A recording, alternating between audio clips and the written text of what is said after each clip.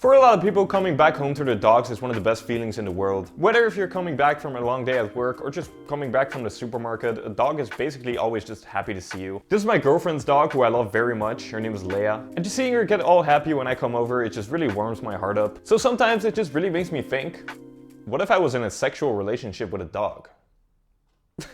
Now I'm gonna hope that all of you at home just got very wide-eyed and just loudly said, what the fuck? Because apparently there were some people that didn't react like that and instead just made an entire movie about it. The movie is called Love on a Leash and it's about a guy who was such a cheating playboy in his previous life that now karma has gotten back round to him and turned him into a dog. Which, honestly, doesn't sound too bad. I mean, he could have been cast into hell to burn for all eternity, but instead, everyone just gives him belly rubs and free food. So without further ado, let's just get into the movie.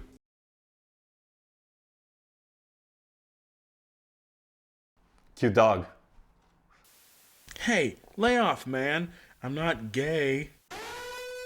Wow, what a way to start the movie. Anyone out there that owns a pet that's the same gender as them? Sorry to tell you, but you're gay. So anyways, he starts walking around the park looking for girls when, out of nowhere, this magical well starts talking to him and basically tells him that in order to break the dog curse, he has to find a girl that only loves him. After going through the park for a while, he eventually runs into our other main protagonist of the movie, Lisa, and her friend named Paula. Check out those guys over there. They're hot. I'm gonna go talk to them. No, not while I'm here. Oh, come on, Lisa. You know guys are no good, but they're good for a little fun. Crazy. Lisa, what are you waiting for? Virginity is so yesterday.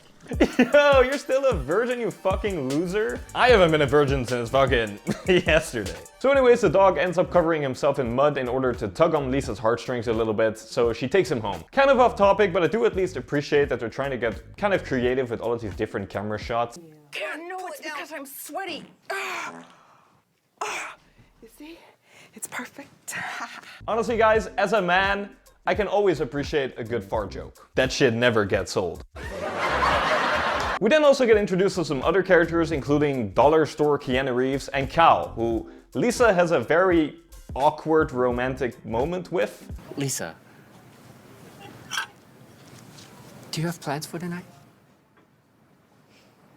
Oh, and of course the farting lady, which honestly, I don't know if they ever mention her name. You know, it kind of makes me think about what the dog's name is. I mean, surely it isn't something super cool like Alvin Flang. My name is Alvin Flang. Well, okay, maybe something a little more class. Like Alvin Flang. Also, I ended up doing a little digging and found out that the guy that voices the dog is actually the one and only Gustavo Rock from Big Time Rush. Which makes this movie at least 1,000 times cooler. There's even this entire interview with him on YouTube, which is honestly one of the funniest things that I've ever seen. I'm gonna be honest, before watching the interview, I was totally under the impression that this movie was just some weird fetish project by the main characters.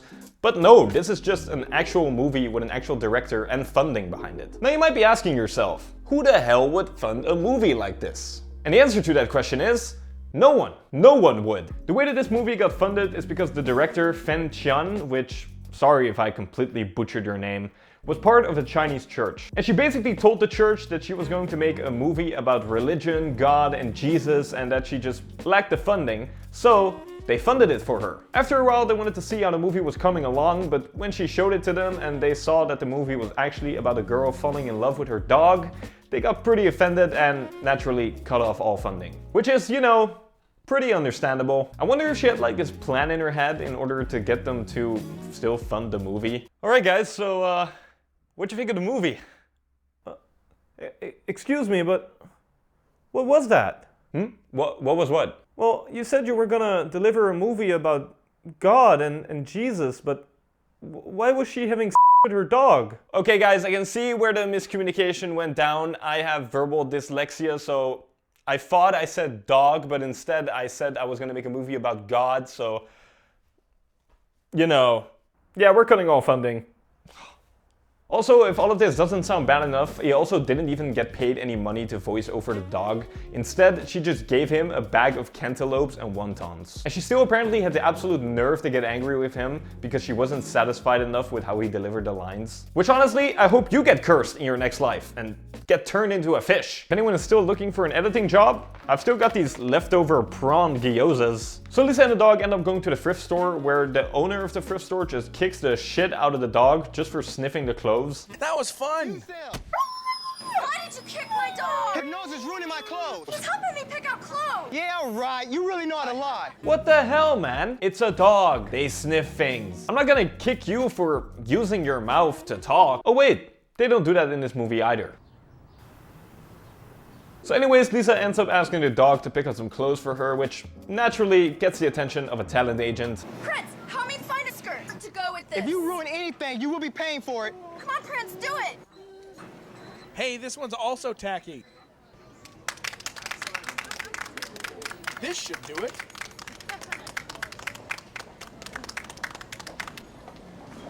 Miss, pardon me, miss. I'm a talent agent, and I think your dog's amazing. Your dog could make a lot of money. I think come on, My secretary will be in touch. give me a call, okay?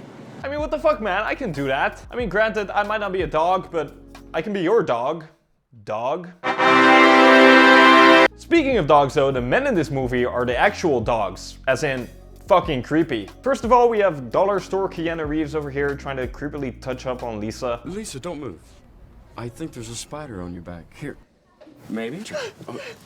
I'm not gonna hurt you. You know, I also find it very reassuring whenever someone inappropriately touches me and then proceeds to tell me that they're not gonna hurt me. So she said she was taking the kids, and I was all like, did Christmas come early this year? Whoa. Don't worry. I'm not gonna hurt you. What?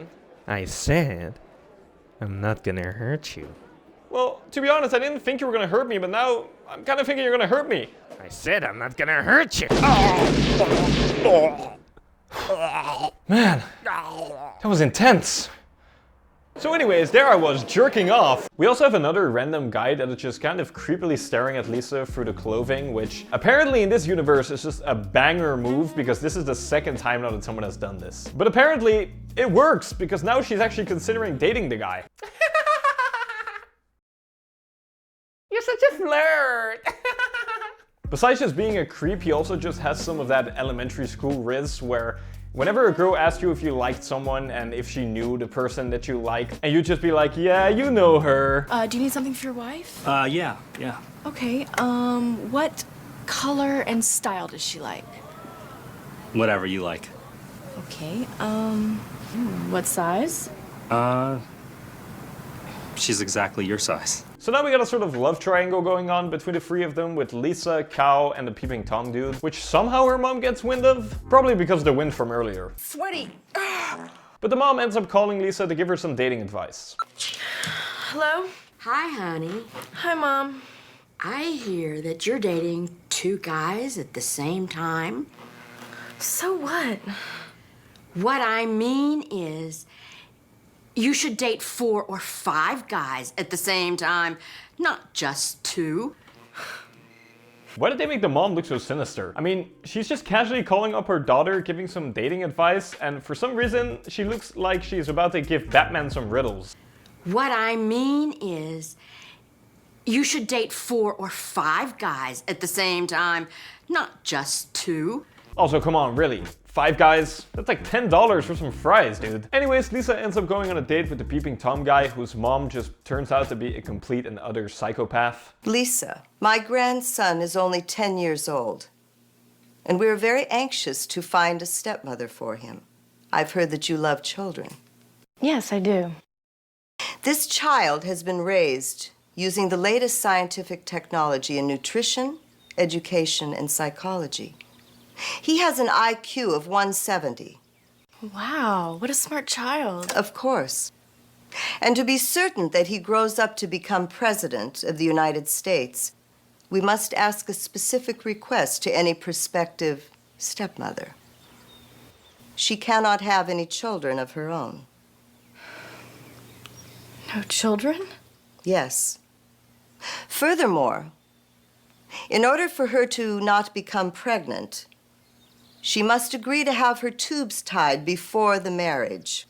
But after that train wreck of a date, Cal actually ends up also calling her to say that he really likes her and would like to go on another date with her, which, yeah, they already went on a date before, but it was like a 3-second scene, so it was kind of weird. But they end up meeting at her place. Lisa. You know, I adore you. You're so sweet. Pure, honest. Will you marry me? Don't get me wrong. It would be a name only. Name only. After we're married, you'll still be free. You can date anyone you want. I mean, you can sleep with anyone you like. No, I don't mean to be rude, but I'm not physically attracted to you. No, Whoa. God, I'm sorry. What I mean is, I'm not attracted to any woman. All my relationships are with men. Now don't get me wrong, I can definitely sympathize with a character that's not able to be openly gay for their family because they'd be disowned or whatever, but he's been in like 3 scenes so far, and this is supposed to be like this big emotional moment, but it just doesn't really work because at this point in the movie I could barely even remember this dude's name. So you're telling me him scooching over the clothes and looking at Lisa was just fake romance? Also, I do think it's kind of a douchey move to just assume that a girl like this is just gonna do this for you after you kind of tricked her into thinking that you like her. I mean, is everyone in this movie just a psychopath? Lisa, I have no more patience. I have to tell you. What? I love you. I love you so much. I know. I'm a married man, but I don't have a sex life for years. My wife doesn't turn me on anymore, and it's not safe to see a hooker. And I want you. I want you.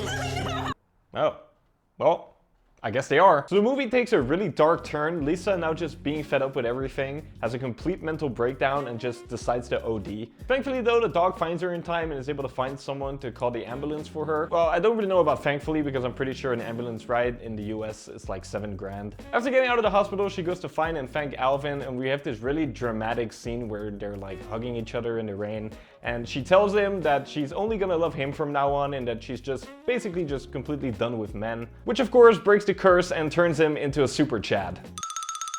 According to the interview, these two actually ended up getting married and having a kid and just completely leaving the acting scene, so at least something good came out of the movie. But they end up getting into a relationship, which honestly Lisa is pretty chill about. I mean, she did faint for a split second there, but after she woke up, she was just like, oh, thank God for sending him to me. So I guess the movie does at least feature God, which I'm not really sure what God would think about this movie, but... What's up guys, Chris from the future here. I don't know how I forgot to mention this, but they actually end up sleeping together. And when she wakes up in the morning, he's a dog again, so not sure if that counts as bestiality or not, but I thought I'd mention it because it seems pretty important. Now that they're together, he wants to be able to provide for Lisa, so he hits up the talent agent again to just make some money as a dog. However, Lisa doesn't really like the idea of him making money as a dog because she doesn't want people to treat him like a dog. If it wasn't for the fact that she did that. She treated him like a dog. I mean, she literally put a leash around his neck and at one point went to the park with him to throw some balls around. That's like peak dogtivity.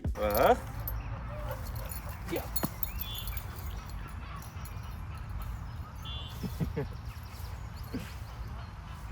Good job.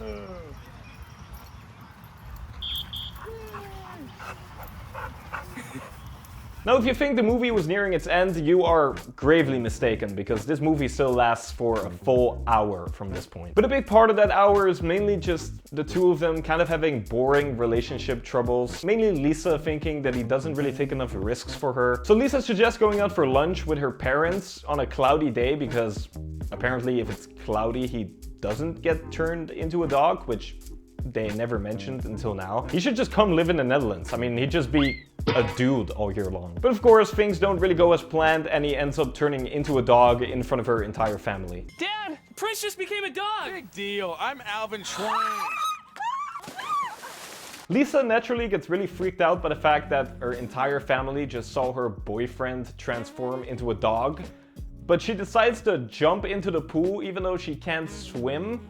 So she just starts drowning immediately. Of course, he ends up saving her from drowning, but they come to the conclusion that this is not really gonna be a sustainable way to have a life together. So he comes up with the idea of being reborn so he wouldn't have to curse when he's reborn, which honestly sounds like a pretty stupid idea. I mean, who's to say you don't get reborn as a bird or something?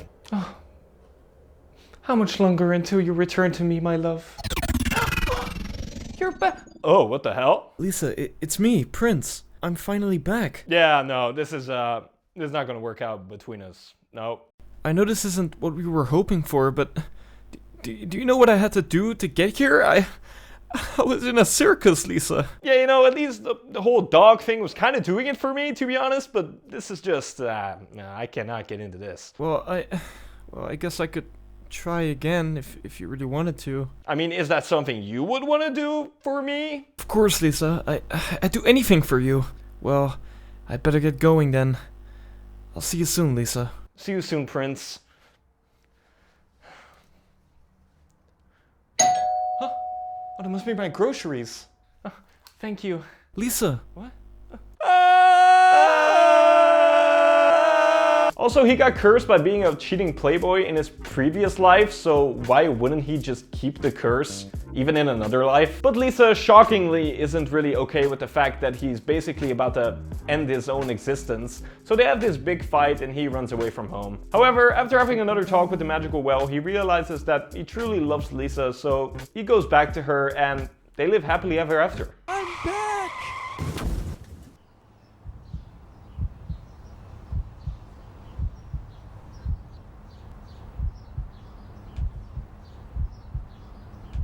Yeah, so he dies. I'm not kidding either, by the way, he's just actually fucking dead. We even get this shot of Lisa hearing some dog bark outside and she immediately just goes to stand up to check if he's back, but it just turns out to be some random dog. Which is honestly just so funny to me considering there's an estimated 900 million dogs around the entire world. So she's just gonna be freaking the fuck out every time she hears a dog barking on the street. Also, I kind of skipped over it in this video, but there's like 1 billion shots throughout the entire movie of just ducks randomly swimming across a pond with no sound at all, because of course the director didn't pay for any of the music licensing. So a few years pass in the movie, and by a few I mean Paula is now just a grandma. And Lisa also just still being completely alone after all these years, she still believes that one day he will return to her. Which in the next scene, he does, but he's still the same age as when they last saw each other. Lisa asks him what took him so long to finally get back to her, which he just answers with,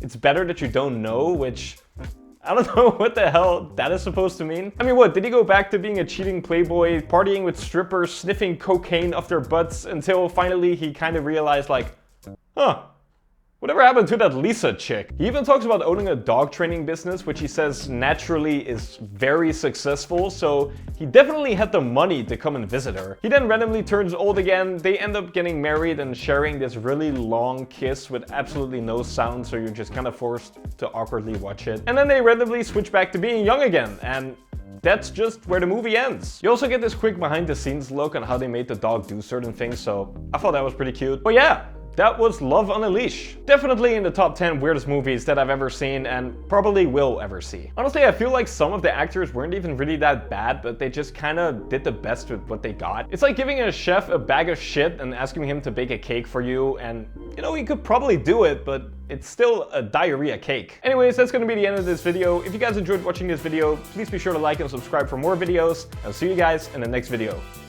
Peace.